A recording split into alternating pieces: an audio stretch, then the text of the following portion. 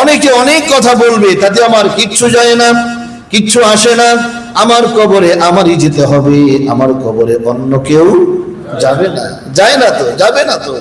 আরে কবর তো পরের কথা।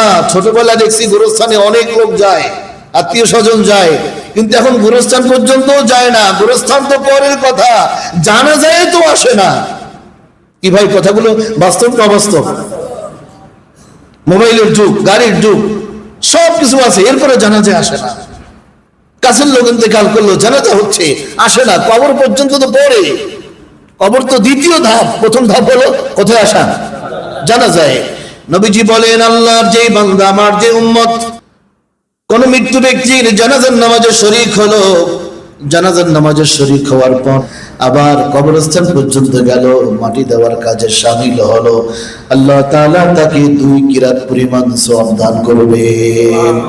এখন কিরাতটা কি? নবীজি উদাহরণ দিয়ে বুঝিয়েছেন, বিমিসলি উহুদ, উহুদ পাহাড় সমতুল্য একটা উদাহরণ দিয়ে বুঝিয়েছেন, যত পরিমাণ সওয়াব আল্লাহ তাআলা তাকে দান করবেন। কেউ যদি গোরস্থানে নাও যেতে পারে, শুধুমাত্র জানাজায় শরীক হয়, আল্লাহ তাআলা তাকে 1 কিরাত পরিমাণ সওয়াব দান করবেন। للمسلم على المسلم 6 خصال يعوده إذا مرض ويشهد إذا مات। কোন মুসলমান যদি মারা যায়, কোন মুসলমান যদি মারা যায়, কোন মুসলমান যদি মারা যায় মুসলিম হিসাবে, তার জানাজায় কি হওয়া? শরীক হওয়া। এতে লাভ হবে কি?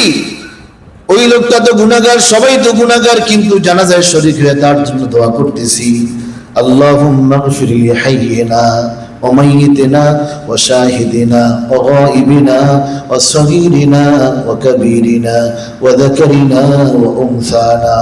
اللهم من أحييته منا فأحيه على الإسلام ومن توفيته منا فتوفه على الإيمان. আফসোসের কথা, অনেক মুসলমান নামাজ পড়ে কিন্তু দোয়াটা তার মুখস্থ নাই। জানাজার নামাজ পড়ার নিয়ম জানে না, জানাজার নামাজের নিয়ম সে জানে না, কোন তাকবীরের পরে কি বলতে হয় তাও সে জানে না। দুনিয়ার ব্যাপারে কত কিছু জানে, কত গবেষণা, কিন্তু আখিরাতের লাইনে এতটা অজ্ঞ থাকে মানুষ, কল্পনাও করা যায় না। আছে কি নাই?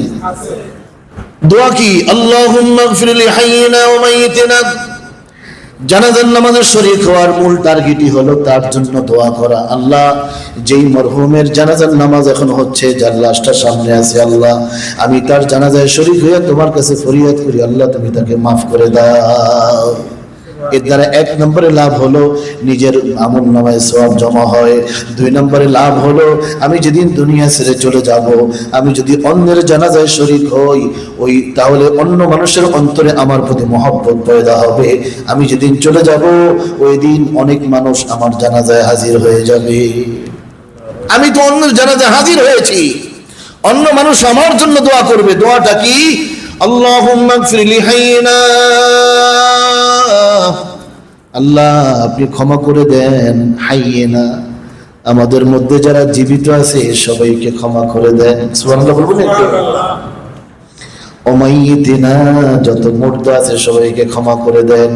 ওয়া শাহিদিনা ওয়া গায়িবিনা, আল্লাহ এই জানাজার নামাজে যারা শরীক হয়েছে, উপস্থিত হয়েছে, 3 কাতার 5 কাতার 7 কাতার যত মানুষ শরীক হয়েছে, আল্লাহ আপনি সবাইকে ক্ষমা করে দেন। দেখেন সবাই বলতেছে, কিন্তু আমিও বলতেছি, ইমাম সাহেব বলতেছে, পাশের লোকটা বলতেছে, পিছনের কাতারে সেও বলতেছে, আল্লাহ আপনি যারা উপস্থিত হয়েছে জানাজার নামাজে সবাইকে ক্ষমা করে দেন। ওয়া শাহিদিনা ওয়া গায়িবিনা, ওই যে বললাম দোয়ার মধ্যে বকিলামি চলে না। এখানেও দেখেন কত সুন্দর নিয়ম। ওয়া শাহিদিনা, আল্লাহ সমস্ত উপস্থিত যারা হয়েছে তাদেরকে ক্ষমা করে দেন। ওয়া গায়িবিনা, আল্লাহ যারা উপস্থিত হতে পারে নাই তাদেরকেও ক্ষমা করে দেন। সুবহানাল্লাহ, কত বড় মন নিয়ে নবীজি দোয়াগুলো শিক্ষা দিয়েছেন। সুবহানাল্লাহ, যারা উপস্থিত হতে পারে নাই তাদের জন্য দোয়া। দোয়ার মধ্যে কত ব্যাপকতা, কত ব্যাপকতা নবীজি শিক্ষা দিয়েছেন। ওয়া শাহিদিনা ওয়া গায়িবিনা, এরপরে ওয়া সগীরিনা ওয়া কাবীরিনা। দেখেন পাট পাট পাট পাট। আল্লাহ ছোটদেরকেও মাফ করে দেন, বড়দেরকেও মাফ করে দেন। ওয়া যাকারিনা ওয়া উনসানা, আল্লাহ সকল পুরুষদেরকে মাফ করে দেন, সকল নারীদেরকে মাফ করে দেন। এর মানে ঘুরে ফিরে সবাইকে বারবার বলা হচ্ছে, আল্লাহ কোনো দিকে বাদ রেখেন না আপনি। শুরু শব্দটা কি? আল্লাহুম্মা গফির, আল্লাহ আপনি ক্ষমা করে দেন। اللهم من أحييته منا فأحيه على الإسلام ومن توفيته منا فتوفه على الإيمان আল্লাহ যতদিন দুনিয়াতে বাঁচিয়ে রাখবেন ঈমান ও ইসলামের উপরে অটল থাকার তৌফিক দান করিয়ে যেদিন চিরবিদায় নিয়ে যাব, যে বিদায়ের পর আর কোনোদিন আসবো না, সেই চিরবিদায়ের সময় আমাদের বিদায়টা ঈমানের হালতে দান করিয়ে। দেখছেন দোয়ার মধ্যে কি না আছে বলেন, কি না আছে বলেন। এজন্যই জানাজার নামাজে শরীক হওয়া, মাইকের আওয়াজ হলো একটি শোক সংবাদ, অমুক ইন্তেকাল করেছে, অমুক সময় তার জানাজা। যদি ব্যস্ততা না থাকে, অন্য কোনো ব্যস্ততা না থাকে, অসুস্থতা না থাকে, তাহলে ওই লোকটা যখন জানাজার নামাজ পড়ার নিয়তে যখন ঘর থেকে বের হয়, কদমে কদমে সওয়াব আল্লাহ তাআলা তাকে দান করে। অর্থাৎ অন্যের মাগফিরাতের জন্য আমি যাচ্ছি, আমার